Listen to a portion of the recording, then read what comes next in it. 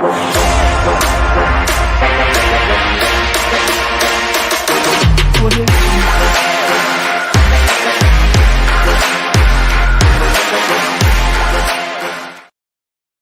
3, Bournemouth 1. A difficult start to the afternoon for Liverpool after what's really been a torrid week. A mistake from Trent Alexander-Arnold really gives Bournemouth a goal.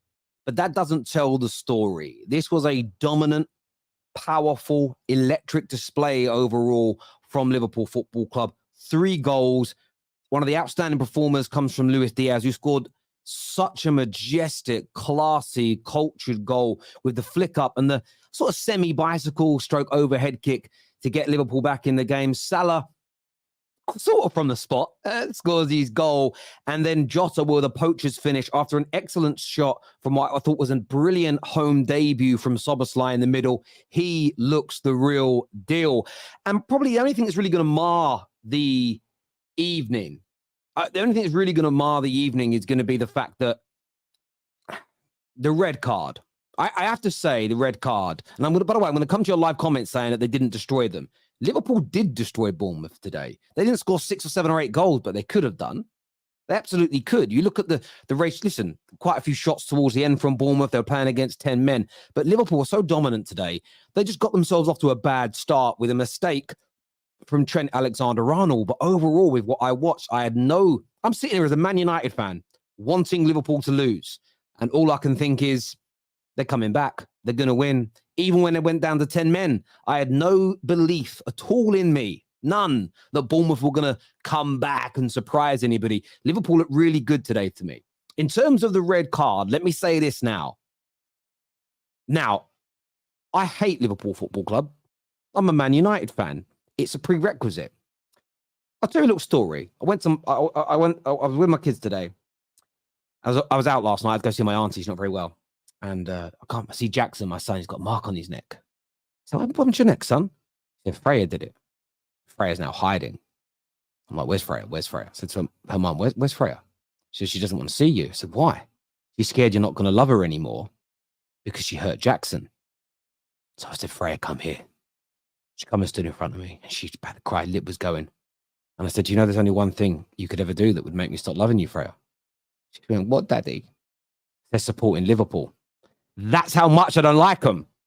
However, she said, what's Liverpool? That's a great answer in my house. But however, let me just say this. That wasn't a red card. To bring it all back around, it's never a red card. Yes, his studs were showing and his boot was higher, but he caught the man on his foot. If you do a slide tackle with studs, it has to be the middle and above for it to be a red card, typically speaking. And that's when you're out of control. This was never a red card. For me, it was as dodgy as a £9 note. It really, really was. It was an awful, awful decision as far as I'm concerned. People were saying penalty. Yeah, listen, it was a soft one. It was a soft one, but I don't believe... Listen, you just got to go back and rewatch that game and take your biased glasses off. It was a dominant performance from Liverpool. There was a few hiccups and some things they're probably not going to be happy with. However, considering the week they've had, they needed a performance and Liverpool gave it today. I thought it was very good. I thought Szoboszlai looked excellent as an example. Can't really judge Endo from when he came on because it was a really weird circumstance. Luis Diaz is starting to get back to that quality we saw from him when he first arrived at Anfield. I know he had that horrendous injury last season. Never really got back into the flow of things, as it were. But that's 2 goals in his first 2 Premier League games. Mo Salah back on the score sheet as well. And look, Liverpool not done in this transfer window. I think we all know that. It was a great response from them today. I know they sit third. I know we don't really look at the league table that seriously after a few games, but overall a decent performance from them. This here from 40-year-old Virgil. He says, Endo looks sharp. Yeah, he did. He looked relaxed. He looked sharp. But you're coming on when it's 3-1. Yes, you're down to 10 men, but it's probably the perfect time to come on and make that debut. Lol, Sobo is a Rolls Royce because of Bournemouth. Listen, you know I'm not biased. Oh, it's just Bournemouth. It's nonsense. I hate that kind of analysis because that actually happens other than when they play the top teams. But yet the same fans will praise their own players' performances against lesser sides. He was class today. I've seen Liverpool Football Club buy midfielders and play trash teams in the Prem like Aquilani and get bodied. So let's not be stupid here. Again, some of you youngsters don't even know Aquilani is. They brought him in to replace Alonso. Crazy. Because Alonso left because they wanted to buy Gareth Barry. I couldn't believe it. Oh, it's a madness. I see Stroback say he's going to can't believe it. Cute story, Terry. My son wants to be a Man United fan, which I'm okay with as he's now up for adoption. It's true. Literally, I say to my boys and my daughter, it's the only thing that will make me stop loving you. You have to support Man United. That's it. You have to suffer with me. Is essentially that. No, Terry, Liverpool dominated after the penalty. Again, you have to for me, it's an understanding game here. That was at 36 minutes into the game. They went down 1-0 after 3 minutes. And that's always a smack on the jaw. Always a smack on the jaw. And it took Liverpool time to find their feet. They got the equaliser on 28 minutes. Carried on putting the pressure on. Got the penalty. Scored that and then completely took over. So I'm not just going to judge it based on that first sort of 26 minutes where they were a little bit off key because they made a mistake. Sometimes it isn't how you start, it's how you finish. And trust me, boys, if you do that at home with the other half, she'll never be disappointed. It's not how you start, it's how you finish. Remember that saying for the rest of your life. Terry, love the work you do. Sorry for the disagreement on Twitter sometimes. You are one of my favorite content creators on YouTube. Appreciate it. Listen, I don't take it seriously when people disagree with me in terms of, I don't take it personally unless you're nasty. Or talk about my kids. They're the only two things that will ever upset me, really. So other than that, sweet. If you're nasty, it doesn't really bother me. I just hit the block button and carry on with my life. But I can take disagreements. That's what we're here for. Omar here says, Diaz, Trent injury concern with Max red card. Yeah, let's take a look with Trent and see. We'll see what happens with that. Diaz, though. Did Diaz go off injured? I didn't hear that on the commentary. No one said anything that I was listening to. But, yeah, I'm sure Trent's going to be okay. I guarantee they just say it's precautionary. Yes, missing McAllister for the next 3 games, especially as one of those games is Newcastle, is a real kick in the teeth. It may be worth appealing. But the problem is because of VAR now having a second look, winning an appeal for this is going to be hard. And if you fail in the appeal, you might get a 4-game ban. So it might just be better off, taking your medicine. Virgil was world-class today. Yeah, I thought he looked very, very good. I thought he looked very, very good indeed. Just in the interest of time, because we've obviously got loads of games kicking off today. We're going to bring the panel out in a minute. We've got man like Stroh back on the terrace. We've got Sam and we've got JJ backstage. Dyke here says, hope the family is well, Terry. Chelsea title charge starts tomorrow. Listen, as a content creator, I hope there's multiple teams in this title charge. It would be amazing to watch everybody up there going for it, having a bubble. I'm interested to see what happens if Newcastle win later. Do 6 from 6. Brighton, by the way, amazing. That club, how people say they're not well run is because they've won a trophy is unbelievable. I've said it for a few years now, but I do think pound for pound, they're the best run club in England. Can't talk outside of the UK because I don't study the clubs enough. Pound for pound, best run club in England, without a shadow of a doubt. Imagine losing midfielders of the quality of Caicedo and McAllister, who, by the way, if McAllister didn't have a buyout clause, would have been 70, 80 million. So you're talking nearly 200 million pounds worth of midfielders they've lost. And they don't, it's like nothing. You wouldn't know they left. I don't know if any other team in the Prem can do that. Legitimately. Take City's best 2 midfielders out. Take Rodri and KDB out of City and replace them with some 19-year-old kids and James Milner, and you tell me you play like Brighton. If you think they can, let me know. I just don't think it's possible. That club, pound for pound, is ridiculous. Honestly, Man United, forget buying a player for 100 million. Just buy Brighton Football Club. Just buy the fucking club. Rebrand it. We've got enough Southern fans anyway. Do half the home games in Brighton and half the home games at Old Trafford. We might improve us. I don't know. Just buy the club. They're amazing. Listen, I'm bringing my panel out now to have their say. Please hit like buttons. Make sure you're subscribing. Let's do this.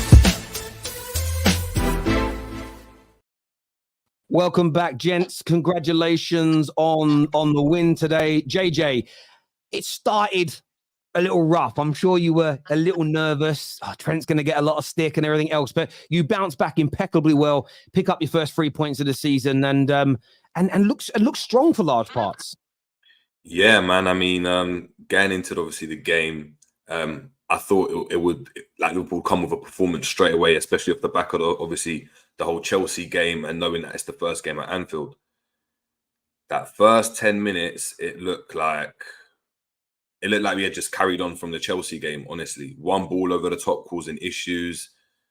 Poor touches from Trent in the middle of the park. I knew. I mean, the grilling was coming from everyone. But as soon as we kind of got a foot into the game and got the equaliser, we started to just probe about a bit. We started to probe about, get on the ball a bit more.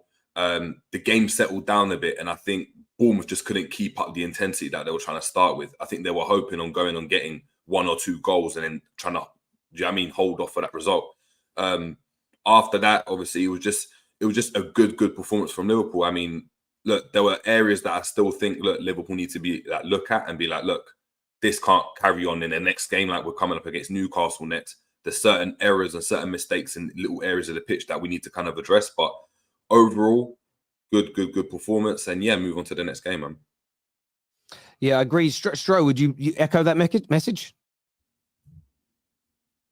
Yeah, I mean, let's just go back to the first 10 minutes first and foremost. So, as is what's been said, one ball over the top.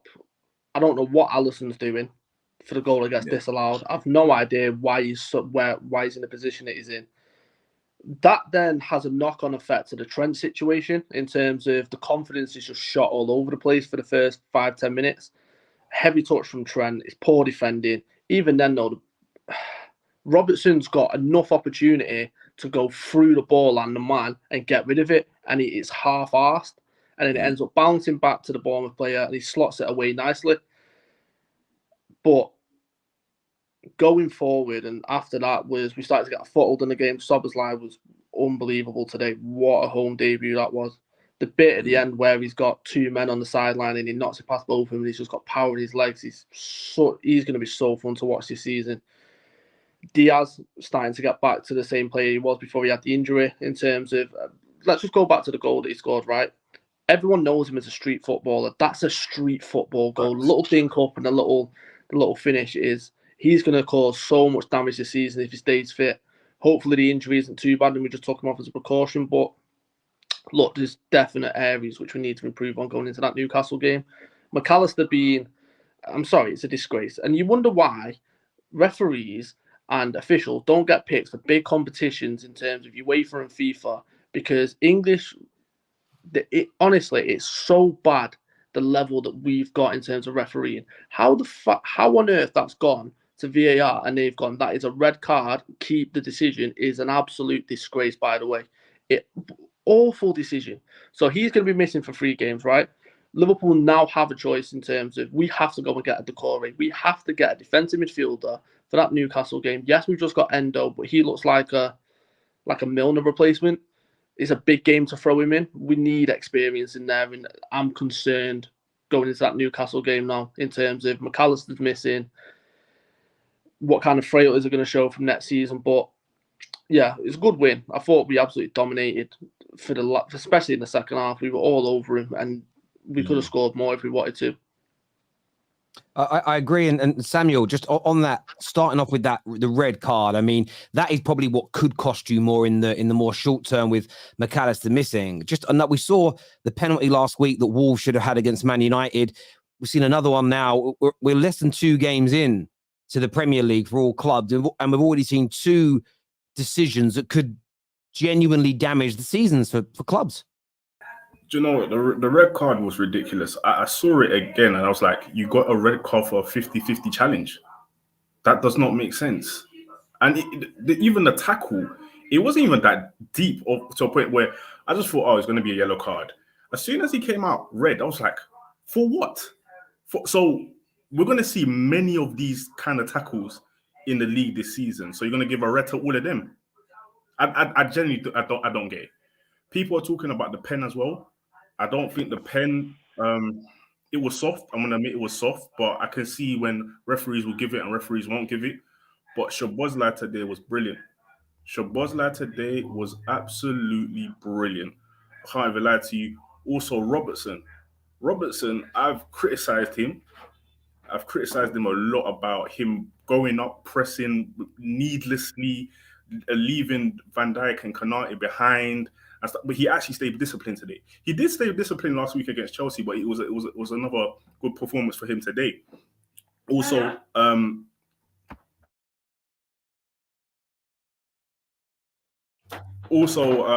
last week about sorry. Also, yeah, it's all right. We've all got families. I know it's family. Also, last week about with Robertson, people want a left-sided centre back, right? I believe we should still get him. But if Robertson stays disciplined, defensively, Robertson is good. I won't lie to you. Robertson is good defensively. So, and what we need right now is a DM. We need a DM right now. Endo coming on, and I know Terry, you said that, what's it called? Endo, you can't really look at him because of the situation that he came on and played in. But for me, Endo, even in little bits, he was making tackles. I was like, oh my word, we actually got a CDM. Now, maybe it's because we were down bad, so down bad that we haven't had a CDM in so long, but it's kind of like, it's refreshing to have a guy like Endo there. So if we're going to get a Decore, if we're going to get somebody else out, just spend the money and get a DM, because it makes the system a lot more better. It's not perfect, but it makes the system a lot more better with a DM.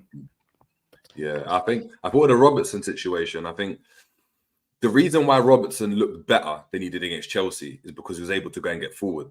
Robertson's always better when you can go and get forward, be on the front foot, get on over 1-2s and overlaps. And we're saying he was disciplined. A lot of the time, we were defending with a 2 because Bournemouth allowed us to go and do that.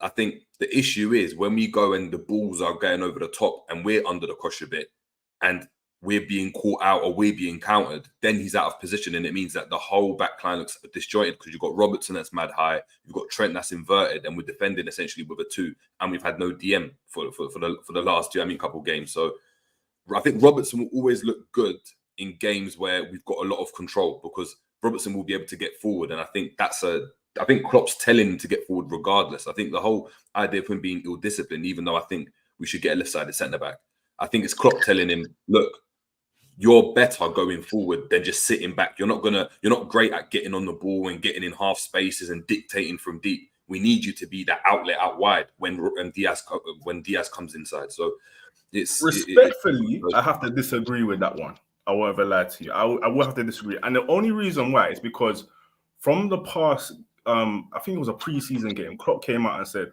we can't have 2 fullbacks going high up at the pitch. So I actually don't think Klopp is actually telling Robertson to do that all the time. If you get what I'm saying. No, not all the time. I'm not saying that. I'm not saying that at all. No. Okay, cool. But the reason why I'm praising Robertson, because he was actually making defensively today good decisions. Defensively, he was making good decisions, which I haven't seen before from him, especially in the pre-season games and in the Chelsea game as well. So that's why I'm saying he's been stable this game. I know it's against Bournemouth, but us, like, how would I put it? Again, I go back to the thing about the CDM. Us getting a proper CDM to cover, to fill in the gaps, because you can see with McAllister, very good going forward. Very good going forward. His passing, his ball retention, everything. But when he's tracking runners, and he's not a CDM, he's not a loaded CDM, so you can't blame me for him. But when he's runners are going past him, he's not tracking the runners. Even a little bit with Endo. I was watching Endo very closely. He was tracking runners. He was going into the centre back position when what's his name, Trent or Konate was going out wide on the right. So it's these little things that helps us a lot with it. So again, my overall point is get the CDM. We've got how many weeks in the window left? Get the CDM as soon as possible, and then we can start moving forward. But that first 20 minutes was horrible. Yeah, a lot of people in the comments talking about the penalty. There's a super chat here from Harold that says Ped and red card equally soft. Another diver at Liverpool. I'm just watching the replays again of the penalty. What did you make of it, Stro?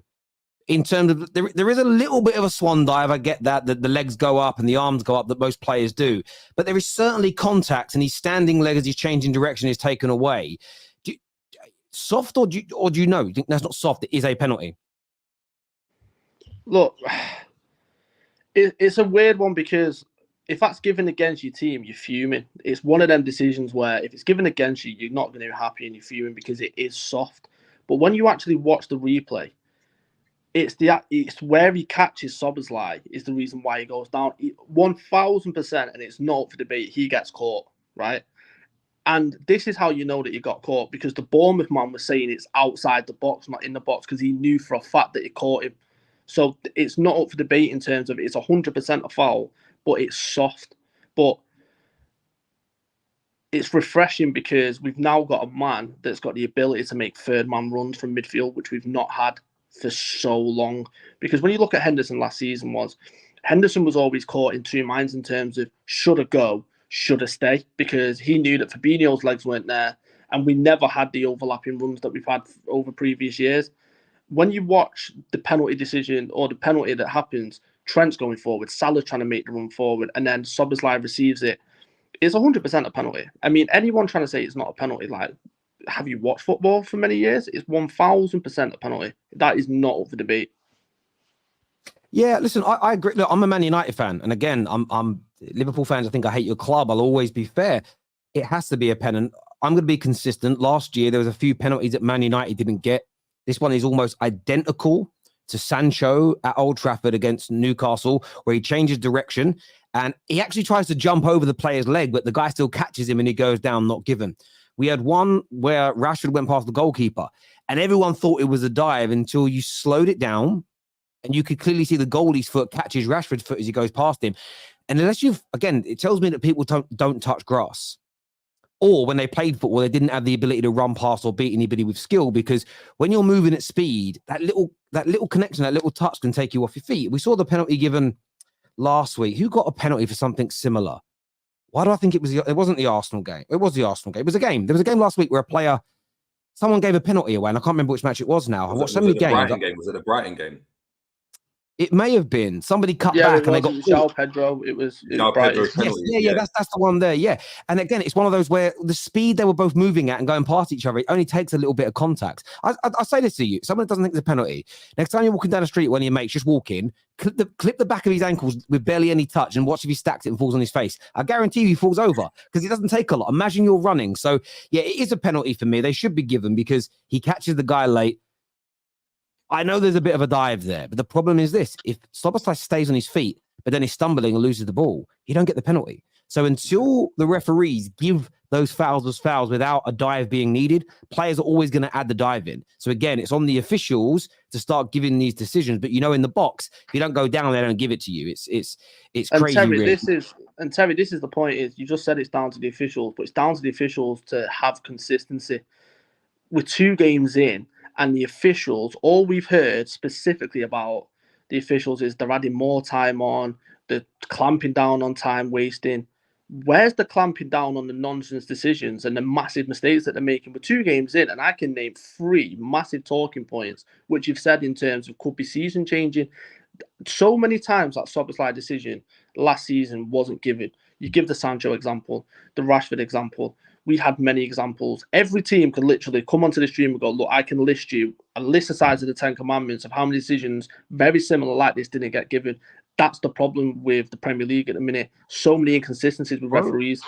Do you know what's crazy? We as fans can remember if in 4 weeks, let's just say Arsenal, Jesus changes direction like this, gets clipped the same way and a penalty isn't given. Liverpool, Arsenal fans within minutes will have video footage of this penalty up on Twitter saying, well, why is this one being given now, one's not? So if fans can remember these things and source it quickly, the Premier League and the referees associations should have a database real quick. And if you see a penalty like that and they're reviewing it, you take out a couple of examples of penalties that have also been given and go, do you know what? It's very similar to other penalties we've given. You wouldn't even need to check it because you should remember. If it's literally your job, you should remember and go, we've already given 4 or 5 penalties in the last few weeks like this. We have to give this one. That would actually stop. I am not condoning or saying it's right in any capacity the abuse referees get. But I understand the anger of fans, the triggered emotion when we see such inconsistencies. Because you know what's going to happen? If the Spurs goalkeeper today comes out, misses the ball and clatters the Man United player and we get a penalty, there'll be carnage. And football has a habit of doing that. you almost you benefit from something that you got a dodgy decision on a few weeks prior. And yeah, I understand. Listen, we should not be abusing referees. They shouldn't be getting the DMs and the nasty messages they've sent. But more should be done to ensure there's consistency with these decisions. I think is key. And also, the chat. I was going to say one more thing. On. Yeah. One thing I'm glad about this game is that the game, I believe, did not rest on that penalty decision. I believe even if we didn't get that penalty, we still would have won the game. So the people in the chat saying, "Oh, it was not a pen," this, that, we still would have won the game. We were good enough to win the game, and that's always been my gripe with Liverpool is that, especially with last week. I know last week we spoke about was it a pen or not. I don't believe it was a pen, mainly because I'm going to keep with my standards with things. If it's too close to the guy, you can't pull his hand out the way, then it's not a pen. But my whole gripe with that was that we were talking about that so much, shows that we weren't good enough to win that game. Do you get what I'm saying? But this game, we were good enough to win the game, even if we didn't get the penalty. Do you get what I'm saying? Yeah, I think so.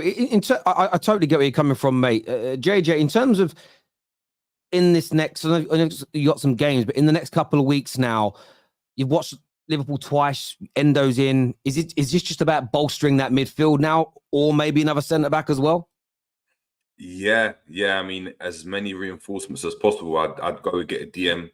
As the lads have said on here, we got to get a DM like 100%, because to go and put it all on Endo, I think will be a bit, unfair. I think if he was to come out of this and be like, wow, he's such a great player that, he's our starter, but we've gone and also had an insurance policy with a Decore or someone else, that would be great.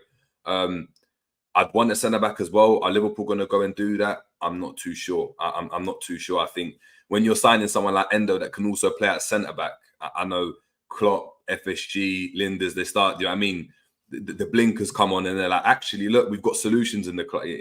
Solutions in the team and solutions at the club. So for me, 100%, it's about getting a midfielder in. And look, I think from a positive standpoint, I think Liverpool going forward are always going to go and cause teams problems.